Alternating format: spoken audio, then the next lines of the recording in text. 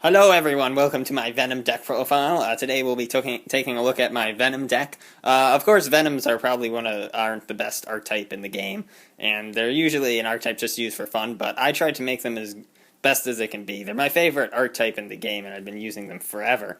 So here's a look at my version of the deck. We play one Vennominaga, of course, probably the best card in the deck, is the best card in the deck. This is what you want to get out. And I only use one. There's no need to really use any more because you don't want to draw it because it's pointless to have in your hand. Let me tell you what it does. It gains 500 attack for each reptile in your graveyard, and it's unaffected by everything, which makes it pretty much indestructible except by battle. But if it has a load of attack, then it's pretty much impossible to get around. And the most attack you can get it is like, I think 7,000 in my deck, maybe 75,000.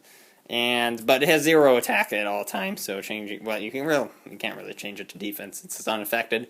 But if it's destroyed by battle, you can bring it back by banishing a reptile from your graveyard. But it also has another effect where it inflicts battle damage to your opponent. It gains a hyper venom counter, and if you get 3 of those, you automatically win the duel. So yeah, one of the best cards in the game as well.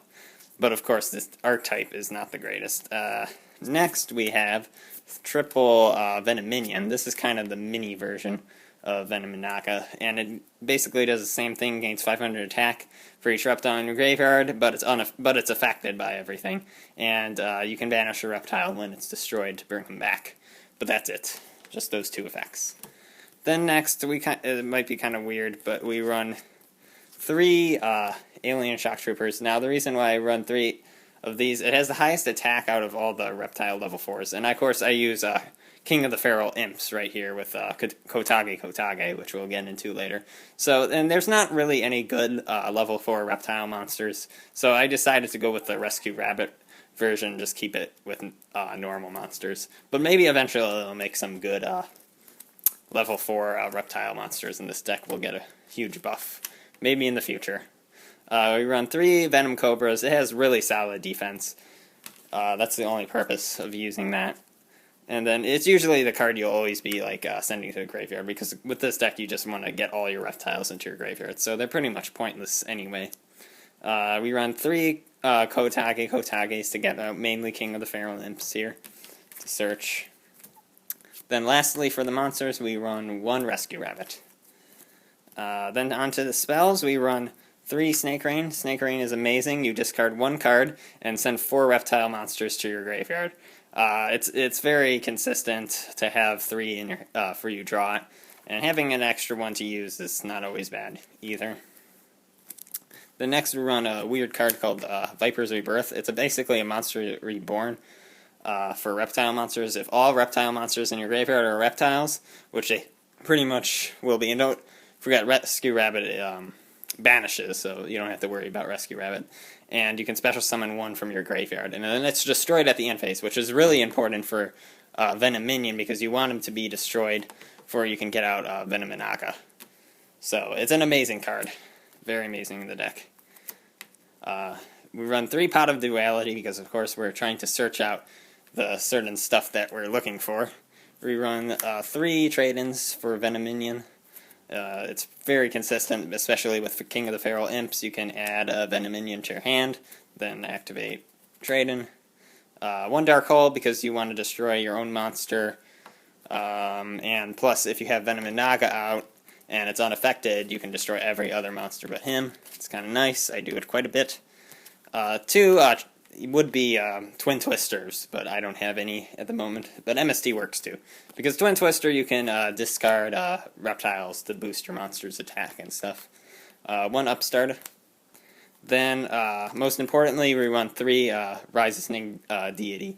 This is how you get out Vennominaga. I know their names are kind of confusing. This is Vennominaga, and when Vennominion here is destroyed, not by a card effect, it can't be by battle, you can summon Vennominaga from your deck.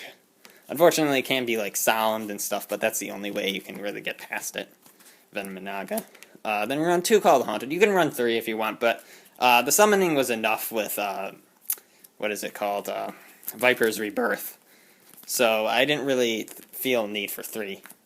And then we run 1 Offering of Snake Entity. You can This is like that Blackwing card. You can destroy one reptile monster and destroy 2 cards on the field. So that's helpful for getting out Vennominaga. It's a great card, but you only need 1. We run 1 Torrential, of course, to destroy your own monsters. Then 1 Storming Mirror Force, 1 Solemn Strike, and 1 Solemn Warning. Of course, all your traps. It's good to have really good traps to protect yourself and, of course, some of your monsters as well. Like King of the Feral Imps here. For the extra deck, we run 3 of these. You usually go through all of them. It's nice that he's a reptile because he boosts your monster's attack. What he does is you can detach a material to add a reptile with your hand. And that just kind of clears out your deck, which is kind of what you do.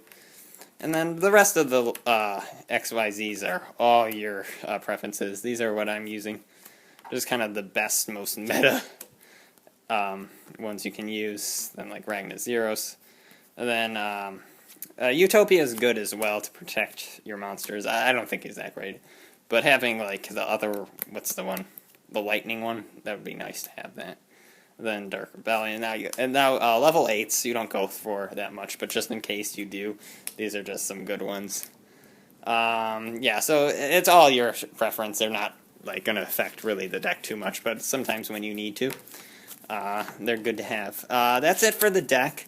Let me know what you think of it, and most importantly, if you have any cards that work really well in Venoms, make sure you let me know, because I've been trying to upgrade this deck as best as it can be throughout the years, and I want to know how to make it better.